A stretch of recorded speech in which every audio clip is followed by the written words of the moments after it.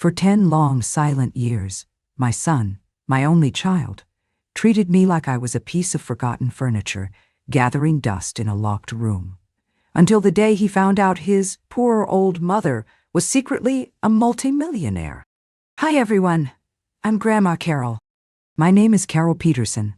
I'm 79 years old, and I'm from a little steel town just outside of Pittsburgh, Pennsylvania.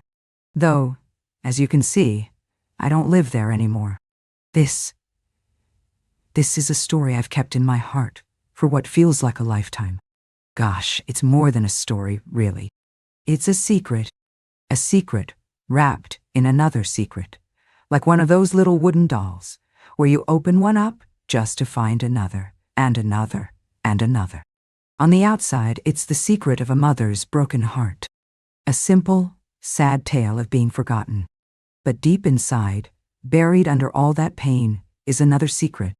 A secret my dear husband Arthur and I kept for over 40 years.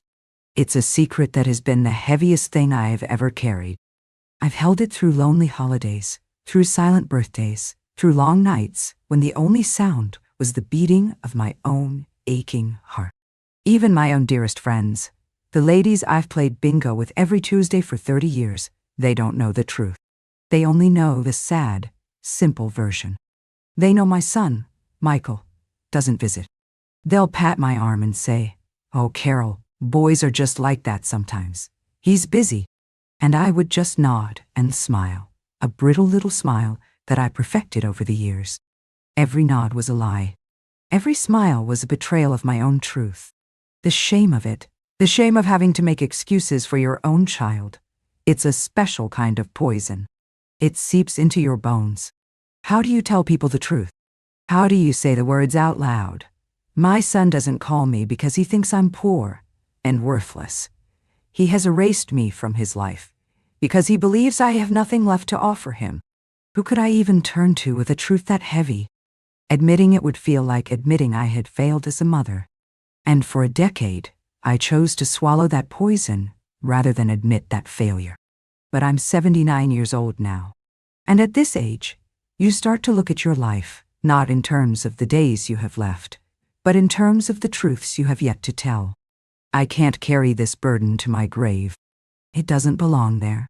It belongs out here, in the light. My husband, Arthur, he deserves the truth to be told. And I deserve to be free of it. I'm telling this story now because I've learned the hardest lesson a person can learn. It's that your worth is not determined by the love you receive from others. It has to be a fire you keep alive inside yourself, especially when the world outside is cold. And maybe, just maybe, my story can be a bit of kindling for someone else out there. For that one person sitting in their quiet house right now, staring at a silent phone, feeling invisible. I want you to know that you are not invisible. I see you. Before I begin this journey back through time, if you would be so kind, please like this video and subscribe to our channel. It's more than just a button for me, you know. To be honest, I'm a little scared to do this. My hands are trembling just a bit. Every like, every subscription, it feels like a warm hand on my shoulder. It gives an old woman like me the strength, the courage, to finally unlock that vault and share the whole, complicated, painful truth of what I've kept hidden for so long. Thank you, my dears.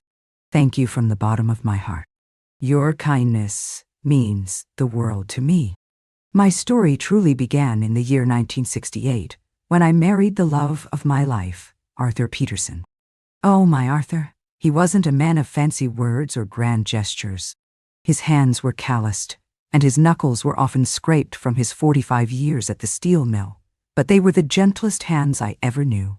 His love wasn't in poetry. It was in the solid, steady way he'd fix a leaky faucet, the way he'd always make sure my car had gas in it, the quiet smile he'd give me over his morning coffee, a smile that said everything that needed to be said. We lived a simple life, and when I say simple, I mean it. Our little brick house, on a street of other little brick houses, was our entire kingdom. Our furniture was a collection of sturdy, second-hand pieces we'd found at yard sales, each one with its own history. Our idea of a splurge was going out for a fish fry on a Friday night, and even then, Arthur would grumble good-naturedly about the prices. I was a homemaker, and I took pride in my role. I learned to be a magician with a dollar bill. I packed Arthur's lunch every single day for 45 years. I patched the knees of his work trousers until they were more patch than trouser, and I tended to a little vegetable garden out back that kept us in tomatoes and green beans all summer long. To the outside world, and even to our own son, we were the picture of the working poor. Honest, hard-working people with not a dime to spare. But here is the secret, the big one. The one that sat like a quiet, sleeping giant in the center of our lives. My Arthur, the man who looked like just another steel worker, was a genius.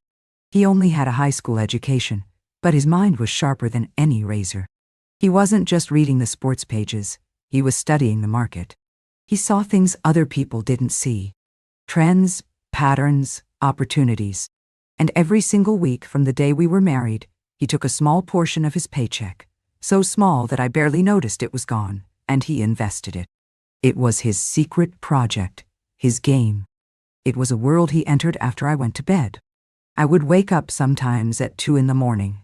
and see the light on in the kitchen. I'd find him there, with his charts and his notebooks, lost to the world. He was building us a fortress, he told me, one brick at a time. A fortress of financial security that no one would ever know was there. I remember asking him once, maybe 10 years into our marriage, when the numbers started getting, well, bigger than I could have imagined. I whispered, "Arthur, why can't we just use a little of it? Maybe fix the porch, or buy a new car. The Chevy is starting to rust through." He looked up at me from over his glasses, his eyes serious but kind. "Carol," he said, his voice low and steady. "We live poor now, so we can die rich later. It's not for us. It's for you. So that one day when I'm gone, you'll never have to worry about a single thing. But we must never, ever let the boy know." Millionaire. "But why, Arthur?" I asked, confused. "He's our son. Wouldn't it be a wonderful gift for him?" And I will never, ever forget his answer. He took my hand, his rough palm covering mine completely. "Because, my dear Carol, a man's true character isn't revealed by what he does when he has everything handed to him. It's revealed by what he does when he thinks there's nothing to gain. I want our son to be a good man, not a rich man's boy.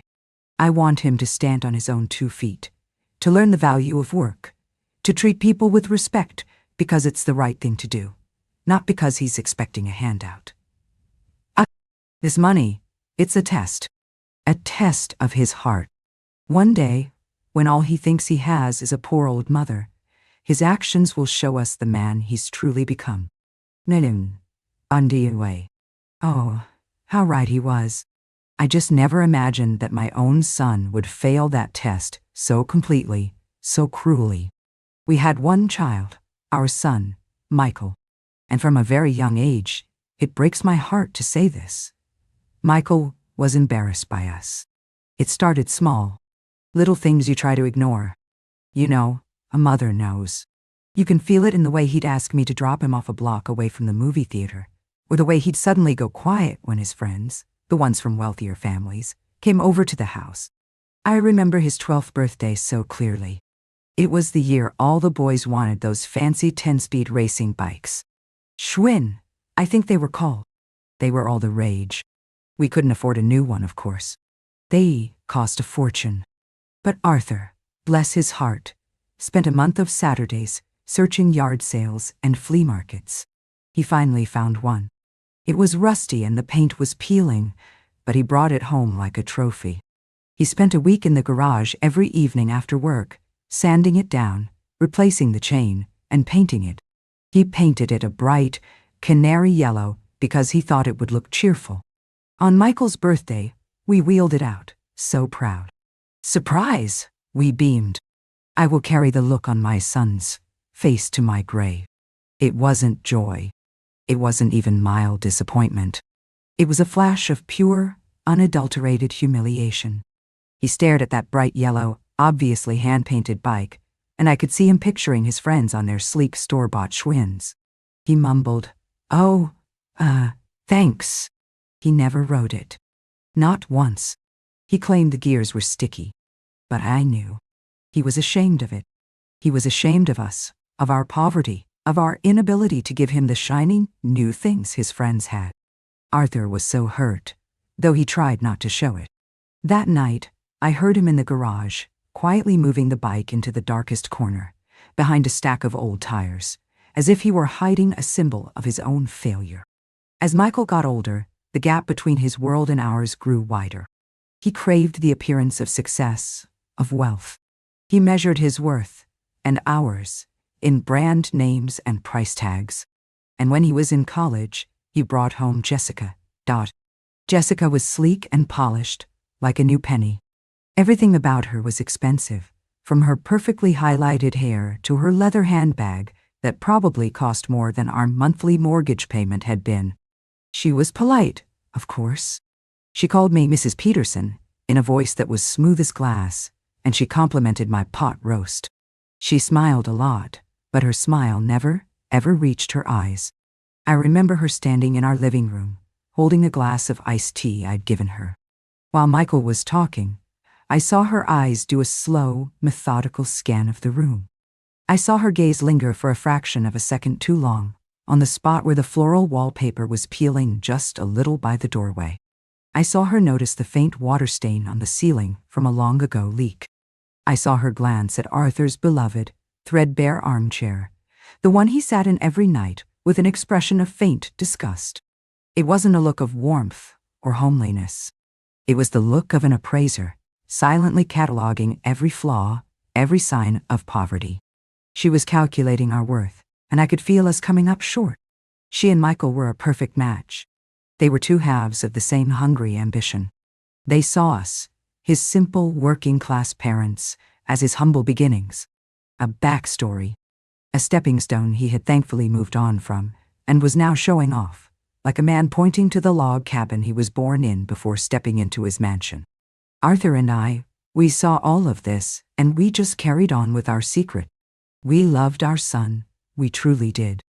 We helped him with a down payment on his first apartment, money he thought came from our meager savings account, but which Arthur had actually pulled from a single dividend check. We never let on. We played our parts.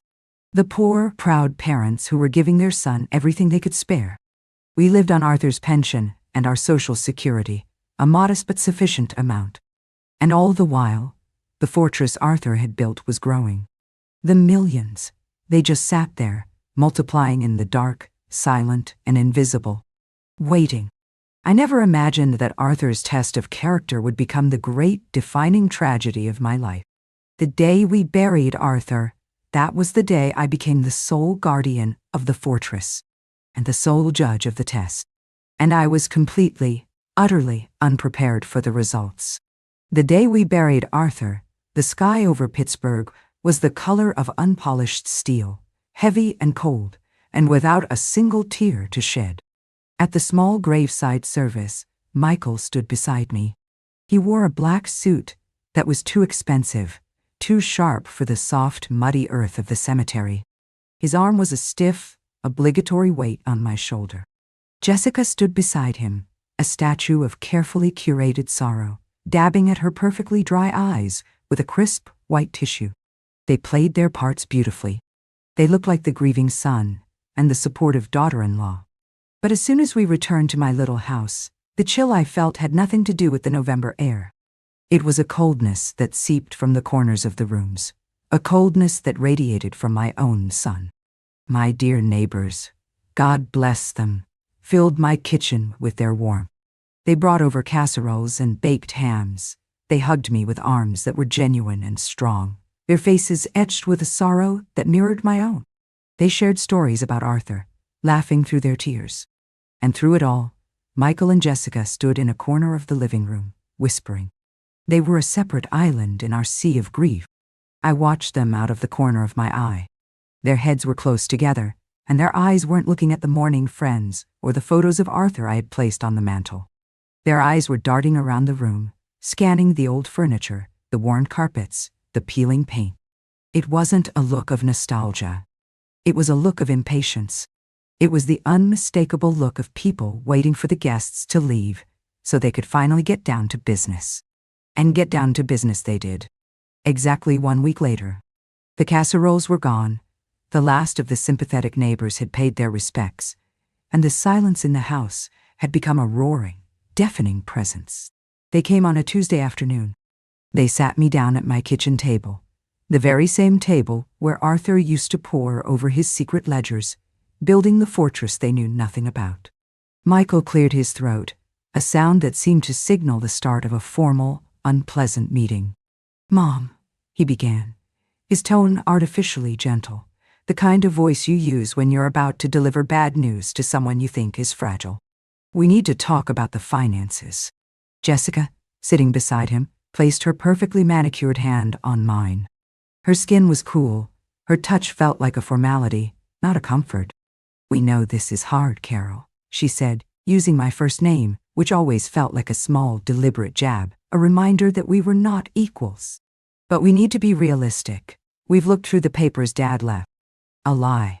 They had only seen the small local bank account statements I had shown them. "We know he didn't have much put away. We're worried about you. This house, well, it's old. The property taxes keep going up. The upkeep is a lot. It's going to be a real struggle for you to afford it on your own." A struggle. The word hung in the air between us. I almost choked on the irony. A struggle. Me. The woman who was, on paper, wealthier than they could possibly imagine. But I looked at their faces, at Michael's feigned concern, at Jessica's cold, calculating eyes, and I heard Arthur's voice, as clear as if he were sitting beside me. A man's true character is revealed by what he does when he thinks there's nothing to gain. The test had begun, and I had to play my part. I let my shoulders slump, a gesture I would perfect over the coming years. I looked down at my own worn hands, resting on the vinyl tablecloth. "I know," I whispered, letting a tremor enter my voice. I'm so worried. Your father's pension is so small, and there's just the Social Security. I don't know how I'll manage." "Dude." The look that passed between Michael and Jessica was a flash of silent, grim confirmation. It was a look of pity, but it was a cruel pity. It was the pity you feel for a problem you're now saddled with. Their faces said it all. "See, we were right. She's poor. She's going to be a burden." "Don't you worry, Mom," Michael said, patting my shoulder with a hollow thud. "We'll help you figure things out. We'll set up a budget for you. But you're going to have to be careful. Very, very careful with every penny." And then they, John tears. That was the beginning of the end. That was the day I ceased to be his mother and became his financial liability. That was the moment my son, believing I had nothing to offer him but bills and worries, began to slowly, methodically, and with a chilling efficiency, cut me out of his life. At first, it was just a slow fade into silence. The weekly check-in calls, which had already been strained, became bi-weekly, then monthly. Then, they stopped altogether unless I was the one to initiate them. And when I did, my heart pounding with a pathetic mixture of hope and dread, the conversations were a study in emptiness. "Hi, honey," I'd say, trying to inject a brightness into my voice that I didn't feel, terrified of sounding as needy as I felt. "Just calling to see how you are." "Oh, hi, Mom," he'd answer, and I could hear the distraction in his voice, the unmistakable sound of someone multitasking. The clatter of silverware, the murmur of a television show. He was having dinner. He was living his life.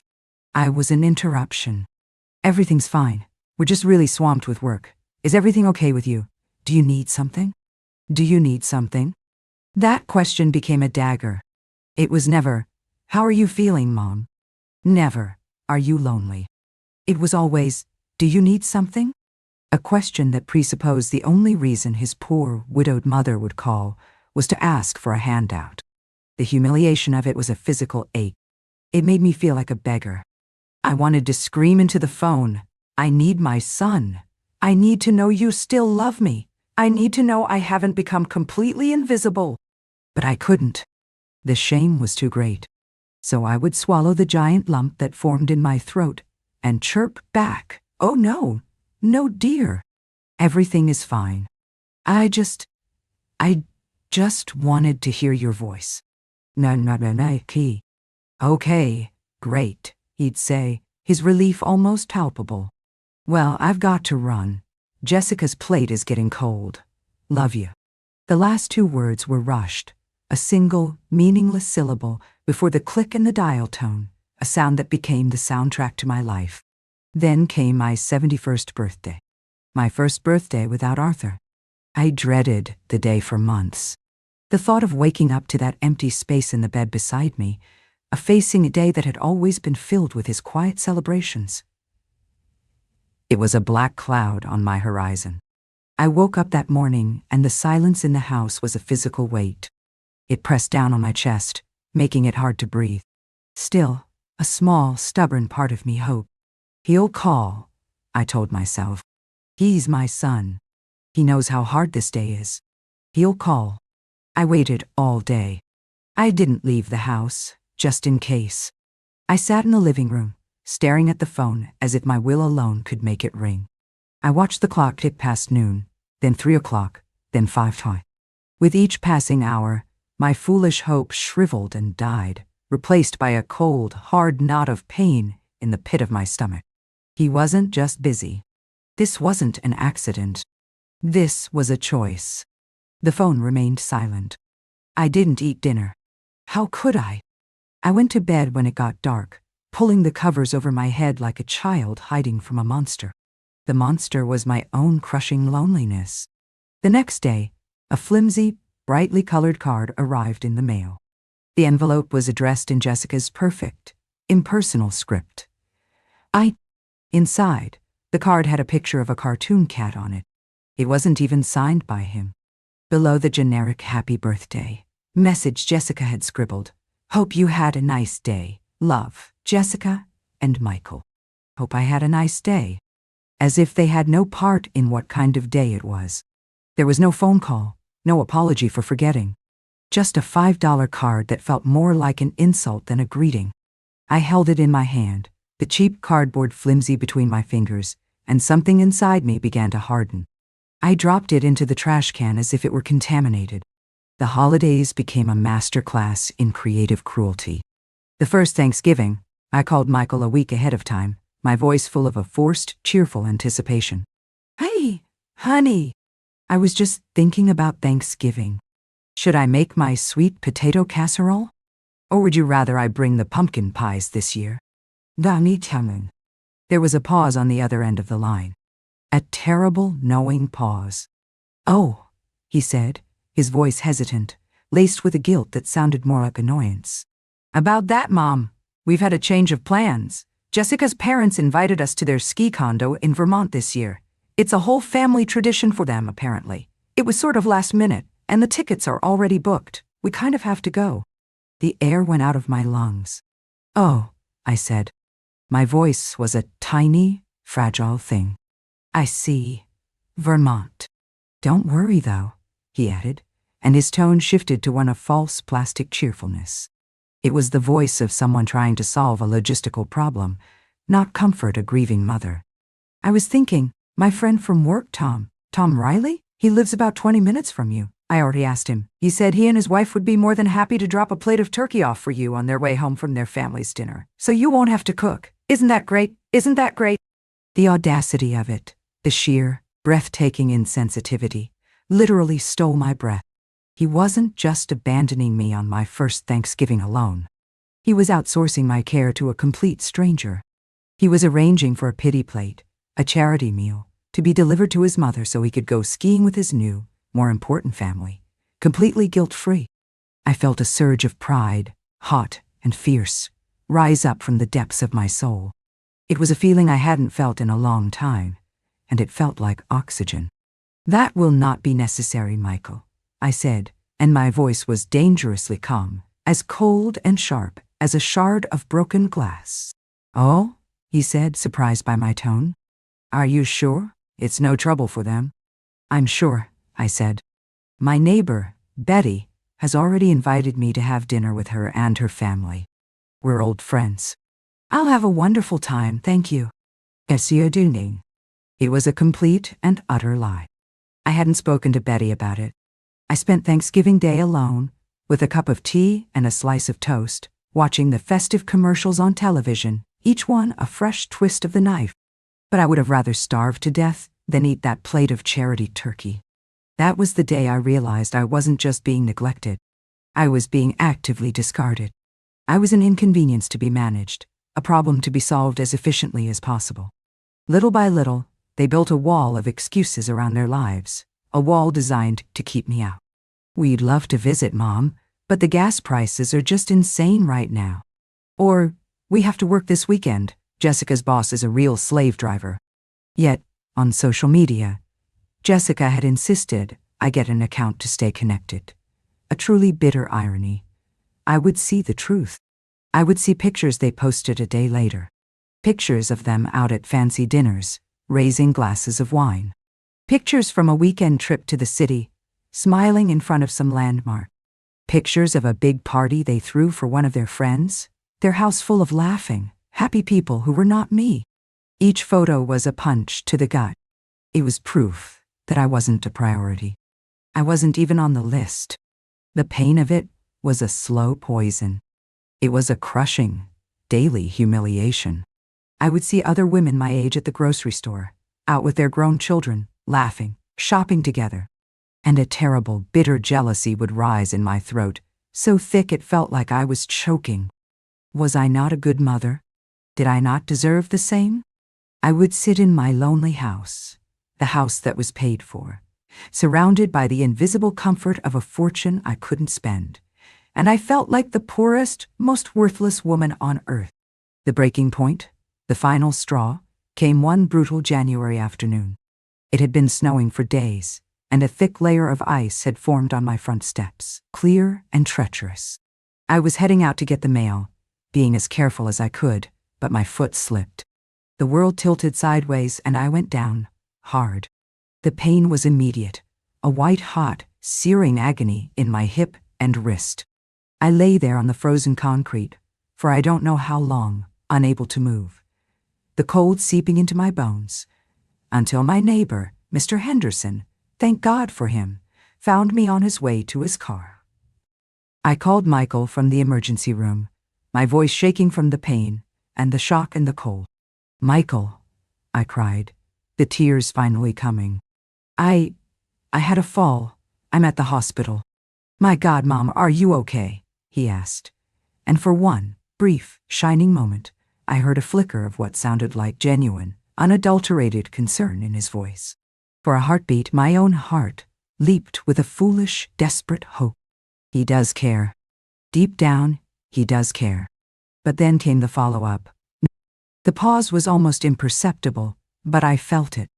It was the sound of his brain shifting gears, from personal concern to financial management. "Wait, who's going to pay for this? Is Medicare going to cover it all? How bad is it?" "This is exactly what we were worried about. You living all alone in that big old house. It's not safe." "Nee, Dad." The concern wasn't for me. It wasn't for my pain or my fear. It was for the potential cost. The inconvenience. The problem I had now become. His words felt like a slap to my face, more painful than the fall itself. My wrist was broken. My hip was a universe of throbbing agony, but the deepest pain was in my heart, which felt like it had shattered into a million tiny frozen pieces. He didn't offer to come. He didn't ask if I needed him to drive me home. He didn't ask if I needed help with groceries or chores while I was recovering. He just sighed, a long, heavy, put-upon sigh that made me feel 2 inches tall, and said, "Well, just be more careful next time, okay, Mom? Call us when you know what the bills are going to look like." He hung up. I sat there in that sterile, curtained-off cubicle, the smell of antiseptic in the air, listening to the muffled sounds of the hospital, and I finally saw the absolute, unvarnished, brutal truth. Arthur's test was over. My son had failed, in a way that was more spectacular and more devastating than I could have ever imagined.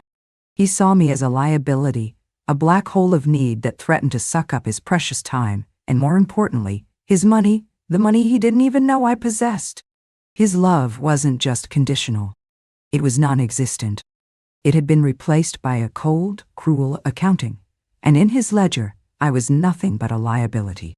And in that cold, crushing, soul-destroying realization, something inside me shifted. The soft, grieving, yearning heart of a lonely mother didn't just break. It calcified. It hardened. The grief and the hurt didn't disappear, but they were suddenly joined by something new. A cold, quiet, and formidable anger. A resolve as hard and as strong and as unbending as the steel my husband used to forge. I had played the part of the poor, helpless, grateful mother for long enough. It was time for a new role. The curtain was coming down on that tragedy, and a new one was about to begin. The taxi ride home from the hospital was the quietest, longest car ride of my life. My hip throbbed with every small bump in the road. My broken wrist ached with a dull, constant fire. But that physical pain was nothing. It was a distant echo compared to the roaring inferno in my heart. The driver tried to make small talk, something about the weather, but I couldn't answer. I just stared out the window as the city lights blurred past, each one a fuzzy star in a universe I no longer felt a part of. All I could see, playing over and over again in my mind, was the last 10 years. A slideshow of my own humiliation. Every cheerful, "Hello, honey," I'd offered into a silent phone. Every canceled dinner. Every missed birthday. Every condescending piece of advice about money. Every picture on social media of their happy, smiling lives that did not include me. Each memory was a small cut, a tiny wound I had tried to ignore, to patch up, to explain away. But lying on that cold cement, and then in that even colder hospital room, I had finally allowed myself to see the truth. These were not 1,000 small cuts. This was one single, gaping wound. A wound of absolute abandonment. And I had finally bled out. But as I sat there that night, in the silence of my old house, wrapped in my grief, I realized something profound. Bleeding out leaves you empty. And in that emptiness, there is room for something new to grow. In that sterile hospital room, when my son's only concern was about the bill, something inside me didn't just break. It transformed. The soft, yearning heart of a lonely mother, a heart that had spent a decade begging for scraps of affection, began to encase itself in something else. Something strong. Something protective. Something that felt, for the first time, like self-preservation. It felt like the steel Arthur used to work with, forged in fire, immensely strong and unbending. I knew, with a certainty that both chilled me and thrilled me all at once, that I could not go on like this for one more day. The waiting was over. The hoping was over. The performance of being a poor, helpless little old lady who should be grateful for any crumb she was thrown, that performance was over. The show was closed. For the first time in a decade, I didn't cry myself to sleep. I didn't even go to bed. Instead, fueled by a strange new energy, a mixture of righteous anger and burgeoning freedom, I walked, limping slightly, into the dusty spare bedroom. It was a room of forgotten things. In the back of the closet was an old, heavy steamer trunk. It was Arthur's. With my one good hand, I struggled with the latches until they sprang open with a loud click. Inside, beneath some of his old army blankets, was his secret life.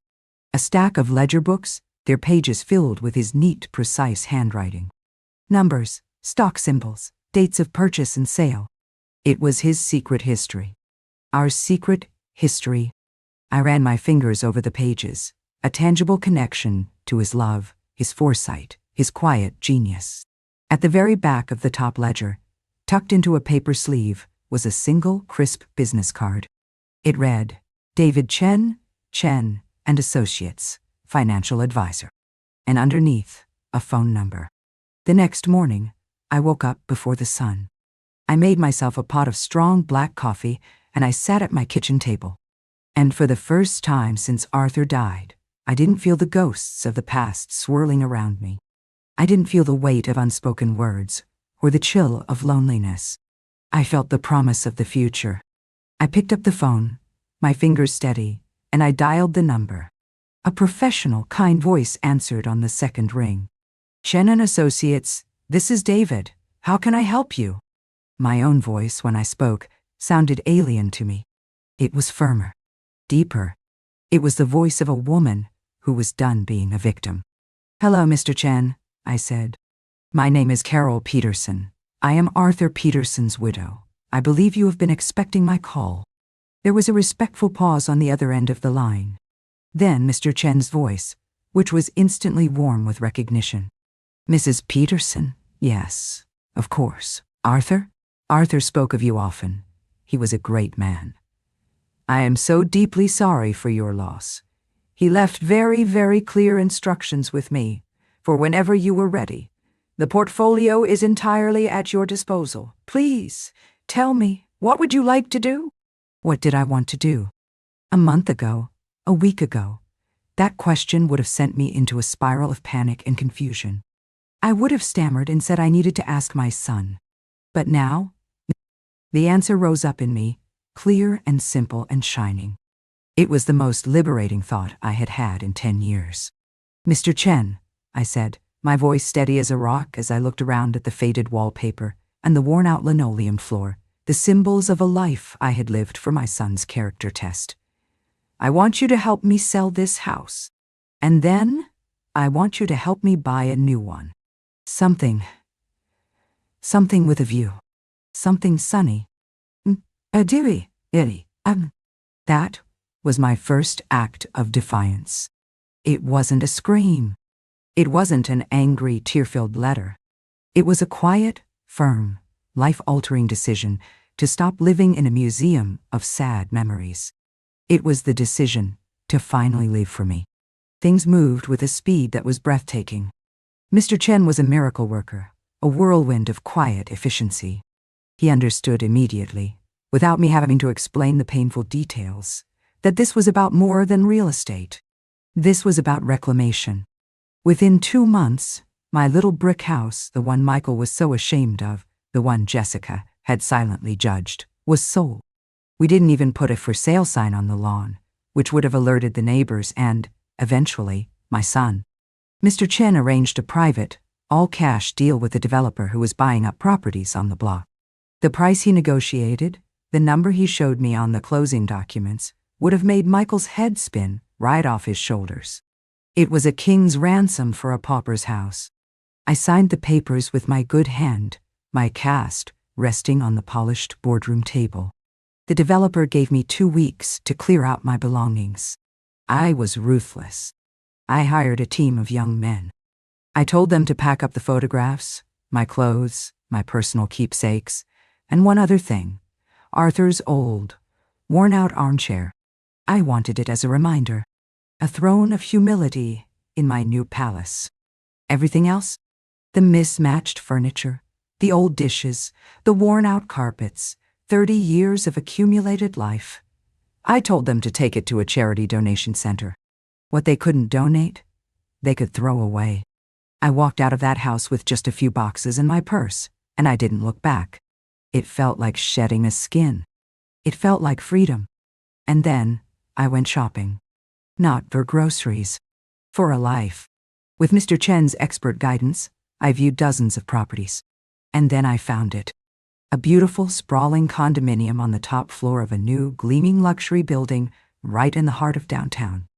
It had floor-to-ceiling windows that looked out over the entire city, a view that changed with the light of the day. It had a modern kitchen, with shiny steel appliances I barely knew how to use. It had 2 bedrooms, a marble bathroom with a walk-in shower, and a wraparound balcony that was bigger than my old living room. It was the polar opposite of the life I had known. It was bright. It was new.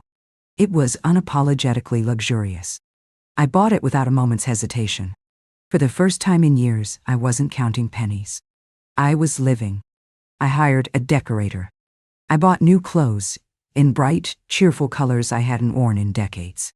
I went to a fancy salon and had my hair cut and styled.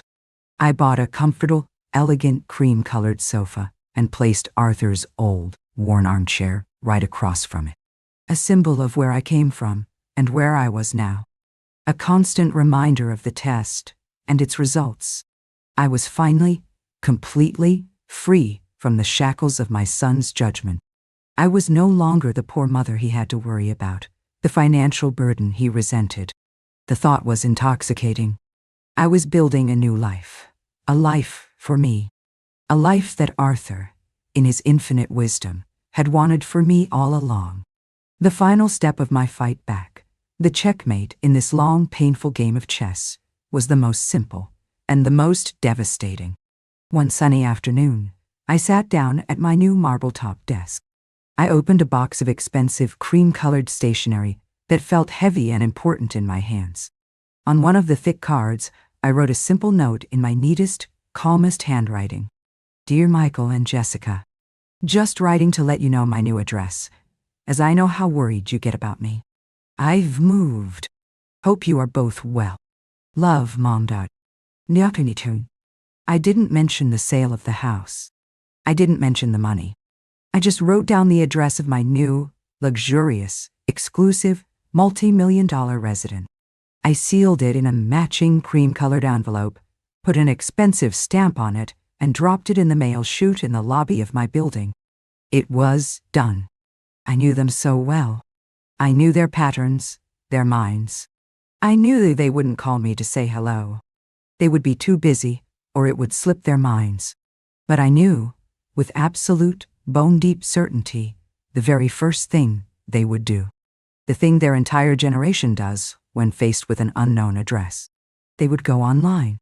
They would type the address into Google, into a real estate website, to see what kind of shabby, low-income senior apartment building their poor old mother had been forced to move into.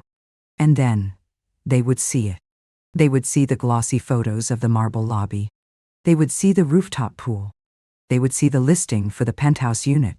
My unit. .d. They would see the price tag. The impossible, staggering, multi-million-dollar truth. I walked out onto my new balcony, surrounded by sunshine and pots of flowers that a service came to tend twice a week. I poured myself a cup of expensive coffee from my new machine. I sat down, looked out over the city that was now at my feet, and I waited.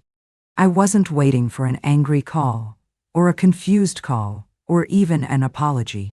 I was simply waiting for the inevitable. The test of character was over. Now, the consequences were about to begin. It didn't take long. In my mind, I had imagined it might take a day. Perhaps they'd toss the letter on a counter and forget about it until evening. But I had underestimated the power of their curiosity, their need to categorize and judge. It took exactly 2 hours and 17 minutes. 2 hours and 17 minutes was all it took for 10 years of crushing, deliberate silence to come to a screeching, desperate, frantic halt. The phone rang, its cheerful modern chime startling in the quiet of my apartment.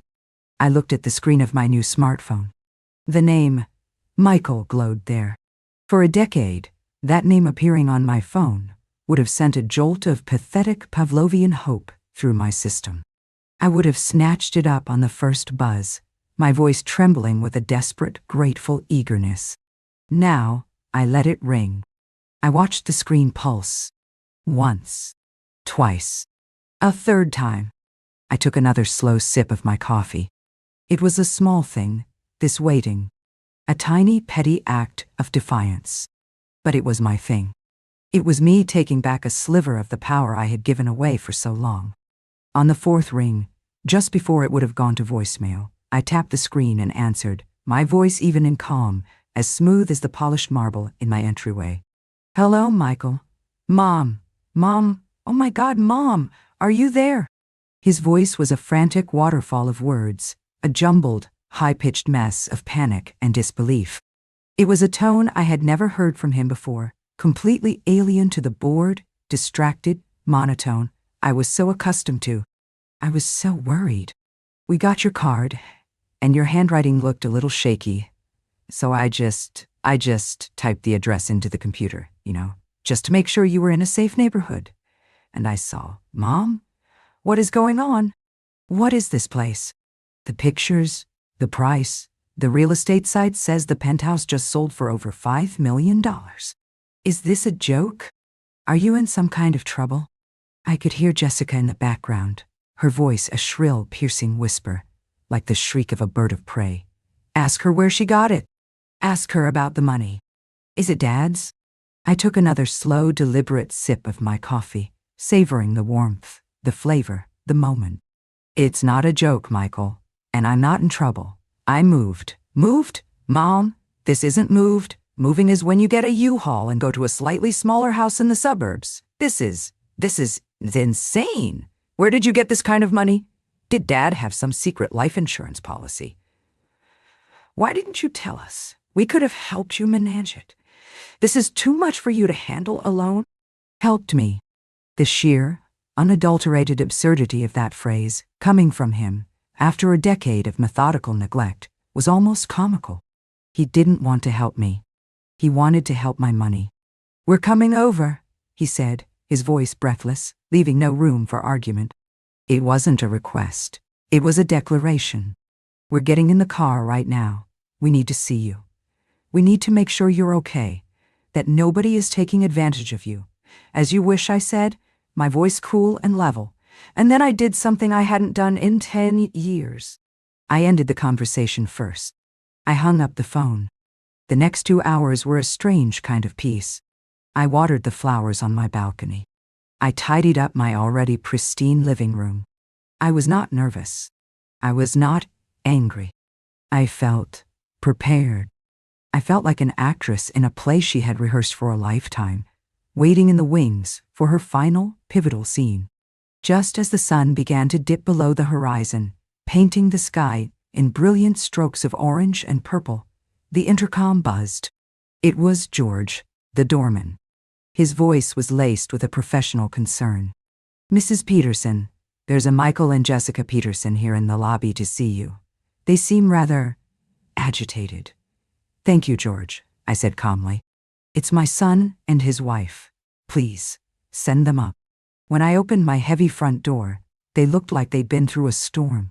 Michael's expensive suit was rumpled, his hair was a mess, and his face was pale and beaded with sweat. Jessica's carefully applied makeup was smudged, as if she'd been rubbing her face, and her eyes, her wide, hungry eyes, were darting around my entryway, past my head, trying to soak in the new paintings on the wall, the scale of the place, the impossible view from the massive windows at the far end of the hall. She looked like a starving person who had just stumbled upon a royal feast. "Mom," Michael breathed, stepping forward, his arms automatically opening for a hug I had yearned for in countless lonely dreams. But I had no intention of giving or receiving it. I simply stood still, my arms at my sides, a polite but impassable barrier. His arms fell awkwardly, uselessly, to his sides. "Michael, Jessica," I said, my voice as cool and clean as the polished floor beneath their feet. "Please, come in." They stumbled into the living room, like treasure hunters entering a newly discovered tomb. Their eyes were wide, soaking everything in. They stared at my new silk sofa, the elegant crystal lamps, the huge vase of fresh orchids on the coffee table. And then, their eyes landed on it, and I watched them both flinch as if they'd received a small electric shock. They stared at Arthur's old, worn-out, threadbare armchair, sitting proudly, defiantly, across from my brand-new cream-colored sofa. It was a relic from a world they had despised, a ghost at their banquet. It didn't belong, and that was exactly why it was there. "So, it's all real," Jessica finally whispered, her voice filled with a desperate, trembling awe. She turned to me then, and in a blink, her face transformed. The shock and greed melted away, replaced by a mask of syrupy, sickening sweetness, a smile that was all teeth. "Oh, Carol, why didn't you tell us? We spent all these years thinking you were struggling, pinching every penny, scraping by. We were so worried about you." "You were worried," I repeated, my voice flat, devoid of any question. It was a statement of fact.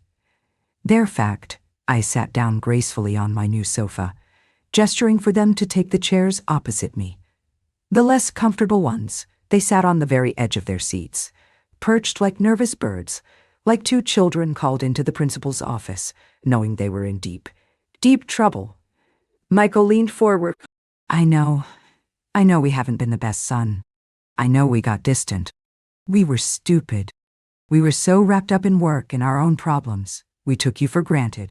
But we always loved you. We never stopped loving you. Not for a second. We made a terrible, terrible mistake. Can you please find it in your heart to forgive us? I looked at him. Really looked at him. My son. The baby I had held. The boy I had raised. And I felt a profound and desolate nothing. The great, aching chasm of pain he had carved into my heart over the last decade had finally been scoured clean. The love had been starved to death. All that was left was a quiet, sad, and unshakable clarity. A mistake? I said softly, my voice cutting through his pathetic excuses. A mistake, Michael, is when you forget to pick up milk at the store. A mistake is not what you did. What you did was a policy. A 10-year policy of neglect. Forgetting one birthday is a mistake. Forgetting 10 of them in a row is a policy. Letting your widowed mother spend every single holiday alone, year after year, so you can go skiing is a policy. Arranging for a stranger to drop off a pity plate of Thanksgiving dinner is a policy. Hearing your mother has had a serious fall and making your first question about who is going to pay the bill, that, Michael, is the cornerstone of the policy. With every word I spoke, every meticulously remembered detail I laid bare, the color drained from their faces. They looked at me with horror. They had no idea I'd been keeping such a detailed list in my heart. They thought their neglect had been forgotten, washed away by time. For 10 years, I continued, my voice steady as a surgeon's hand, you treated me like a bill you didn't want to pay. A problem you wished would just go away. You were ashamed of me. You were ashamed of my little house, my simple life, my second-hand furniture. I paused, letting the weight of the accusation settle in the silent, expensive air between us. But you weren't just ashamed of my things, were you?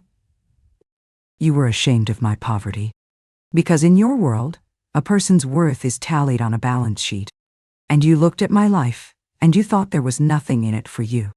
I leaned back against the soft cushions of my sofa and let the silence hang in the air for a long moment. Then my gaze shifted to Arthur's empty armchair. Your father was a wise man, I said, my voice softening with a memory of true love and respect. A much wiser man than you ever gave him credit for. He always said that a man's true character isn't revealed by how he acts when he has everything. It's revealed by what he does when he thinks there is nothing to gain. He set a test for you, Michael, not out of cruelty, but out of love. He wanted to leave you the greatest inheritance a son could ever receive, a strong, moral character, but he feared you value the wrong things. Tears were now streaming down Michael's pale face. They were real tears, I suppose, but they were tears of self-pity. Tears for what he had lost, not for what he had done. Mom, please. I didn't know, he sobbed. If I had known, I would have done everything differently. That's just it, I said, cutting him off, my voice as sharp and final as a slamming vault door. You didn't know, and that is the whole point. You have just confessed, in the most honest words you have spoken to me in a decade, that your love, your attention, your respect are all for sale. They are commodities you will trade for financial gain. You failed the test. You showed us exactly who you are. I leaned forward one last time. The inheritance you were so desperate to get your hands on today. You received it every single day for 10 years. It was called a mother's unconditional love. You just didn't think it was worth anything. I stood up. The meeting was over. The play was done. This money doesn't change who I am. It hasn't changed me at all. But it has revealed, with blinding, brutal clarity, exactly who you are. Now I would like you to leave my home. They were speechless, utterly, completely shattered. Jessica opened her mouth, then closed it again. There was nothing left to say.